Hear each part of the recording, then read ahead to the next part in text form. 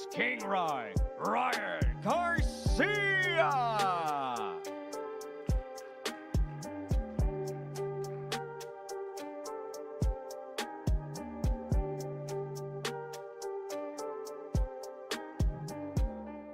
$135 on the nose for our lightweights, ready to go for the WBC Interim Lightweight Championship of the World.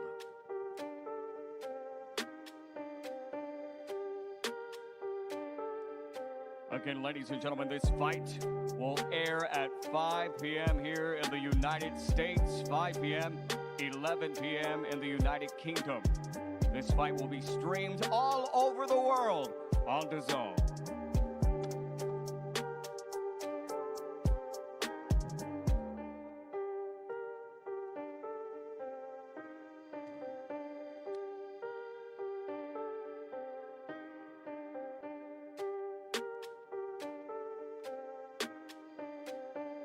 A big thank you to our sponsors, Hennessy, O'Reilly Auto Parts, and Bet Online.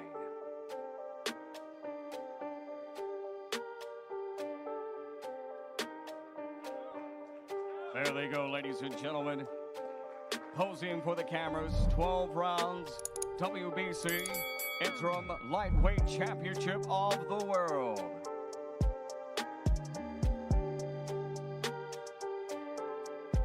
And for the face-off, fire versus ice at the American Airlines Center, Dallas, Texas, USA.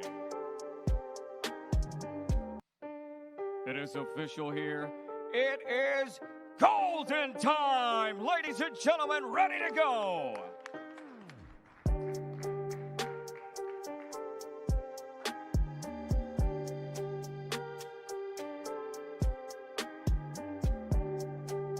Canelo Alvarez finally vacates WBA middleweight title. For the first time since 2015, Canelo Alvarez does not hold a middleweight title. The WBA's newest rankings reveal that the Mexican superstar has vacated his WBA super belt, which he last defended against Daniel Jacobs May of 2019. This comes as no surprise. Alvarez, 54-1-2, 36 KO, is presently chasing unification at 168 pounds, where he claimed the WBC and WBA super titles with a dominant decision over Callum Smith last month. 2 WBA middleweight tit lists remain. World champion Ryota Murata, 16-2, 13 KO, last seen smashing Stephen Butler 12 months back, and interim champion Chris Eubank Jr., 29-2, 22 KO, who won the belt when Matt Korobov's shoulder gave out.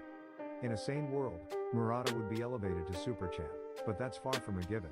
The WBA notably granted Gervonta Davis and Leo Santa Cruz super featherweight titles despite a pre-existing world champion in Andrew Concio because they are cretins.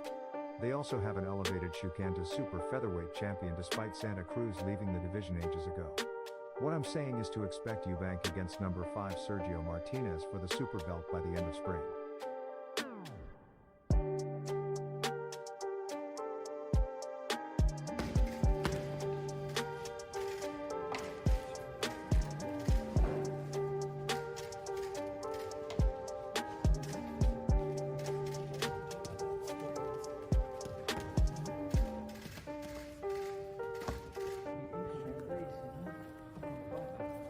We don't want that.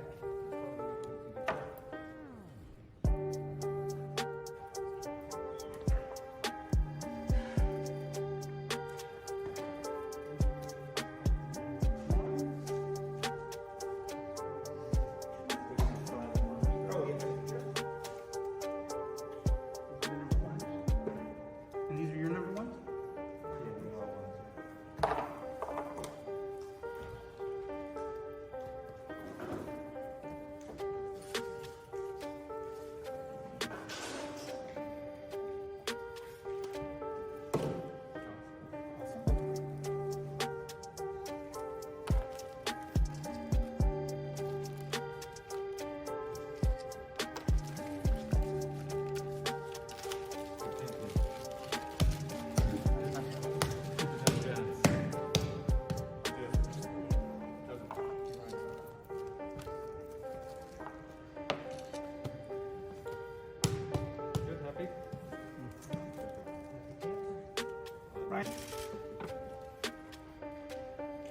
one representative will stay behind for this.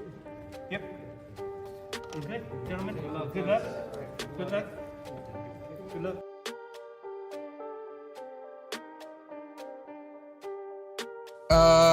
Toughest opponent.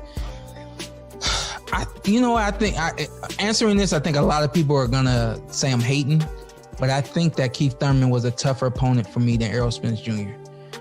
They both caught me with tremendous shots throughout the fight, but both of them caught me with one tremendous shot. I don't remember what round it was that Keith caught me. It was a lot earlier than that 11th round punch that Errol Spence caught me with.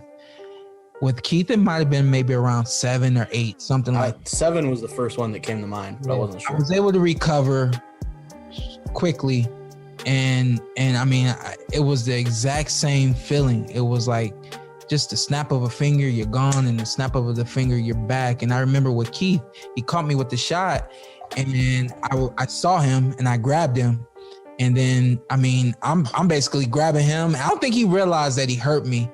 And I'm looking for the ref. Once the ref comes in, by then, like, I'm recovered, which is why I can't, that argument that we had got into about Kell Brook not, I'll do that again. Not offering any resistance to Terrence Crawford. When I've gone through it and I understand it, but with that being said, Errol Spence caught me with a very similar punch, but it was a later in the fight. And I think later in the fight, I just wasn't quite as strong as I could have been. And I mean, it was the same snap of the finger, you're gone, snap of the finger, you're back. And I remember realizing that I was strong, but not strong I was strong at the very last moment. And the only thing I could do without putting my butt on the canvas was put my hand down on the canvas. And I remember, man, as soon as I touched my hand on the canvas, I was like, shit.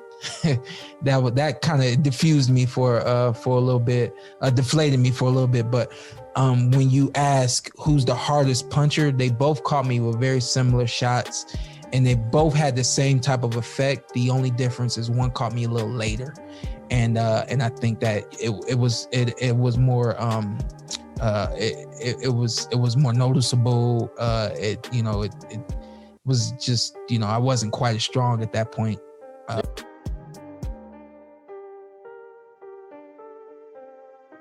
My brother's fucked. It's bad for the sport. I think it's just for clout. My brother's a fake fighter. I'm the real fighter. He's 0-1-1. I'm 3-0. But I wish him the best of luck. I just don't get in there with the guy who has never even been knocked down. He's been knocked down once, and it was by accident.